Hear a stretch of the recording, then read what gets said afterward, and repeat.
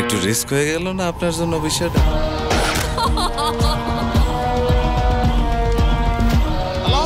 High, এবারের ঈদে আরও একটা মুভি মুক্তি পাইছে। মুভিটার নাম হচ্ছে চক্কর ৩০২। মুভিটা হচ্ছে মোশাররফ করিম অভিনীত এবং শরাফ আহমেদ জীবন পরিচালিত। এটা তার প্রথম মুভি। তার চেয়ে বড় কথা হচ্ছে এটা একটা সরকারি অনুদানপ্রাপ্ত মুভি। ইউজুয়ালি আমরা সরকারি অনুদানপ্রাপ্ত মুভি বলতে যেটা বুঝি, আমরা বলতে আর কি, আমি নিজেও বহু সরকারি অনুদানপ্রাপ্ত মুভি আমি রিভিউ করছি, তারপরে হচ্ছে রিয়াকশন দিছি, ট্রেলার রিয়াকশন দিছি, কি সব ছাতা মাতা যে ভাই বানাইছে। আমি বারবার এটা নিয়ে বলতাম যে হচ্ছে ভাই এত মানে বাজেটের কি তারা কি 20% ইউজ করে না, নইলে মানে সিনেমার মানে এত বাজে কেন হয়? বাজেট তো ভাই একটা লিমিট থাকে, মানে এত বাজে মনে হচ্ছে যে কোনো রকম শুট করে আয় না, জাস্ট জোড়াতালি লাগায় হচ্ছে একটা মুভি রিলিজ দিয়ে দেয়। সরকারি অনুদানপ্রাপ্ত মুভিগুলোর অবস্থা ছিল এই। সো ইউজুয়ালি সরকারি অনুদানপ্রাপ্ত মুভি এই জিনিসটা শুনলেই আমার মাথায় হচ্ছে নেগেটিভ চিন্তা চলে আসে। বাট এই মুভিটাও সরকারি অনুদানপ্রাপ্ত মুভি, কিন্তু এই মুভিটা ওই যে আগের টাইপের ছাতা পাতা টাইপের মুভি না, এটা যথেষ্ট পরিমাণ ভালো ছিল। আবার এইটাও আমি বলবো না যে একদম সেই লেভেলের কিছু একটা হয়ে গেছে, সেটাও আবার না। বাট সরকারি অনুদানপ্রাপ্ত মুভি থেকে মানে এর চেয়ে বেশি আর কি এক্সপেক্ট করা যায় আসলে। যেটা না বললেই নয়, সেটা হচ্ছে এই মুভিটার পোস্টার। ভাই এই মুভিটার প্রত্যেকটা পোস্টার জাস্ট অসাধারণ। ইভেন আপনি বরবাদের পোস্টার বলেন বা হচ্ছে দাগের পোস্টার বলেন বা জঙ্গলির পোস্টার বলেন, আমার সবচেয়ে বেশি ভালো লাগছে হচ্ছে চক্করের পোস্টার। ওই মুভিগুলোতে যেমন ধরেন শাকিব খানের লুক বা হচ্ছে আফরান নিশোর লুক বা হচ্ছে সিয়াম আহমেদের ডিফারেন্ট লুকের কারণে পোস্টারগুলো সুন্দর হয়েছে। বাট এটাতে কোনো ডিফারেন্ট তো কোনো লুক নাই, জাস্ট মোশাররফ করিম। বাট এই পোস্টার ডিজাইনটা এত সুন্দর, এত ভালো লাগছে আমার। ইন্টারন্যাশনাল মুভিসগুলোতে এই টাইপের পোস্টারগুলো দেখা যায়, যেগুলো পোস্টার দেখলে মন জোড়া যায়। ঠিক সেইম ভাবে হচ্ছে চক্কর ৩০২ এর পোস্টার। তার উপর সরকারি অনুদানপ্রাপ্ত মুভিগুলা মুভিতেই মনোযোগ দেয় না, পোস্টার তো দূরের কথা। সো সেই তুলনায় এই মুভিতে পোস্টারে এত সুন্দর পোস্টার বানাইছে, এটা জাস্ট প্রশংসা না করলেই নয় ভাই, খুব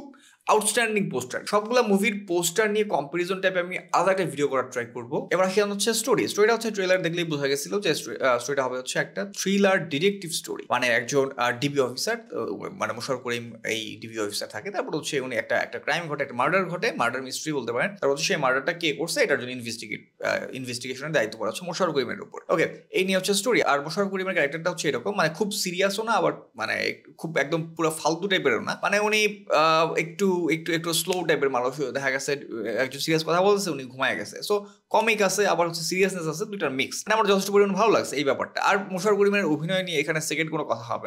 মনির সাহেব, কি স্যার রাতে ঘুম হয়েছে তো ঠিক মতো? সাদমানকে খুন করছেন কেন?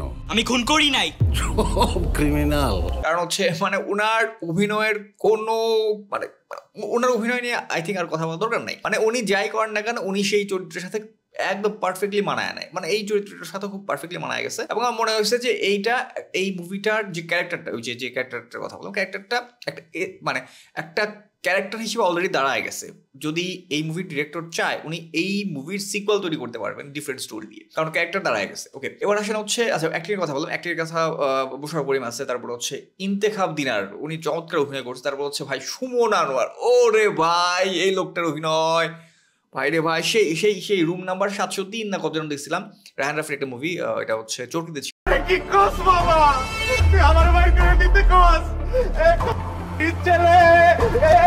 ওইটাতে ওনার অভিনয়, ওইটাতে ওনাকে আমি ফার্স্ট দেখছি মনে হয় হাওয়াতে, তারপর ওইটাতে আর কোনো একটা আগে পরে দেখছি। ভাই ওনার অভিনয় এত চমৎকার, মানে এত ন্যাচারাল লাগে আমার কাছে। আমার মনে হয় যে ভাই একটা সেকেন্ডের জন্য আমি চোখ ফিরাই না উনি যখন স্ক্রিনে।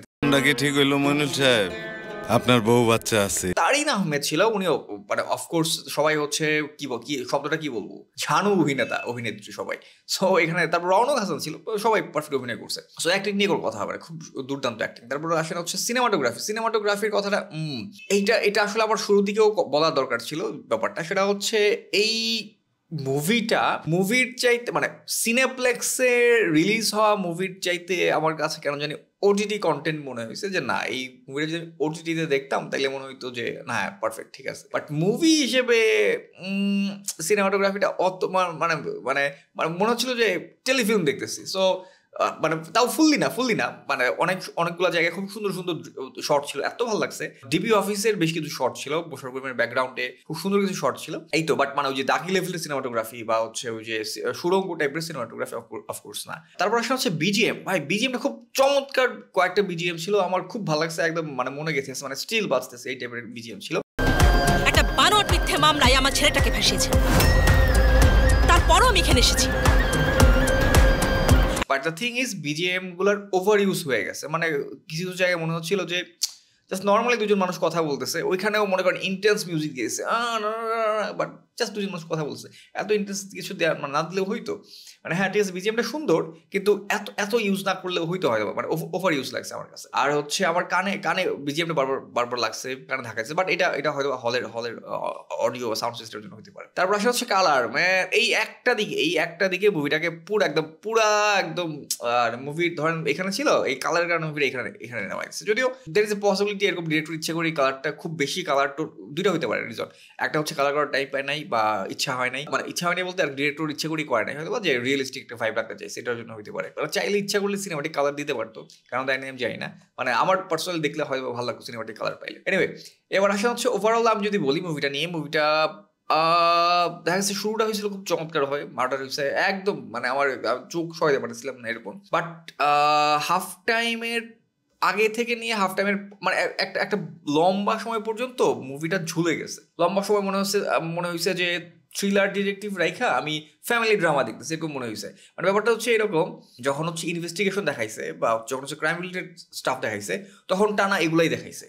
আবার হচ্ছে যখন আবার ফ্যামিলির স্টাফ হয়ে গেছে তখন আবার টানা ফ্যামিলির জিনিসপত্র দেখাইছে। আমি ভুলেই গেছি যে ওখানে ইনভেস্টিগেশন যে হবে, আমার মাথা থেকে চলে গেছে। আরে ভাই আমি একটা ডিটেকটিভ থ্রিলার মুভি দেখতে বসছি, আমি ভুলেই গেছি যে হচ্ছে এটা একটা ইনভেস্টিগেশন চলতেছে। আবার ধরেন ফ্যামিলি ড্রামা রেখে আবার হচ্ছে ইনভেস্টিগেশন স্টার্ট হচ্ছে, তখন আবার ফ্যামিলির কথা ভুলেই, মানে আর খবরই নেই তাদের। আবার ব্যাক অনেকক্ষণ পরে আবার এখানে। সো আমার মনে হয় যে মাঝখানে ফ্যামিলি ড্রামা নিয়ে এত বিশাল কিছু মানে এত টাইম কনজিউমিং ছিল। আমার মনে হয় এটা হয়তো মুভিটা বড় করার জন্য কাজটা করছে, বাট এই কাজটা করতে কি আর কি মানে বোরিং লাগছে মাঝখানে একটা লম্বা সময়। So but overall it's a good movie. Twist খুব চমৎকার, টুইস্ট চমৎকার, সাসপেন্স খুবই ভালো লাগছে। বাট আমি কিছুটা গেস করে ফেলছিলাম যে এন্ডিংয়ে কী হবে, শুধু আমি না আমার আশেপাশে অনেকেই গেস করে ফেলছিল। বাট এটা ডিপেন্ড করে, এটা আপনি হয়তো গেস নাও করতে পারেন, এক একজন কেউ গেস করে ফেলতে পারবে, কেউ গেস করতে পারবে না, এরকম আর কি ব্যাপারটা। আমি যদি সারমর্ম বলতে চাই এই মুভিটা সম্পর্কে, সেটা হচ্ছে সরকারি অনুদান প্রাপ্ত মুভি হিসেবে এটা খুবই ভালো মুভি। আবার এই মুভিটা এতটাও সেই লেভেলের মুভি হয়ে যায় না যে মানে সিনেমা হলে কয়েক সপ্তাহ ধরে চলবে, ওরকমও হয়তো বা না, ওটিটি কন্টেন্ট হিসেবে পারফেক্ট। অ্যান্ড স্টোরিটা ভালো, বাট স্টোরিটা ওই যে মাঝখানে ঝুলে যাওয়া, আমার ছোট্ট একটা স্টোরিকে লম্বা করছে তো মাঝখানে অনেকটা সময় বোরিং লাগছে বা ঝুলে গেছে। তো এই ছিল হচ্ছে চক্কর ৩০২ নিয়ে আমার কথাবার্তা। আর অবশ্যই হ্যাঁ, এই মুভিটার সিকুয়েল আসলে আমি খুবই হ্যাপি হবো যে এই ক্যারেক্টারটা আমার ভালো লাগছে, এই ক্যারেক্টারটা আমার মনে গেঁথে গেছে। আমি চাই এই ক্যারেক্টারের আরও মুভি আসে। অনেক সময় হয় যে কোনো একটা ক্যারেক্টার এস্টাবলিশের টাইমে প্রথম মুভিটা হয়তো ভালো হয় না, it's okay, fine, completely fine. So I hope যে সেকেন্ড সিকুয়েলগুলো আরও জমবে, দুর্দান্ত হবে। ভালো থাকুন সবাই, বাই, টাটা।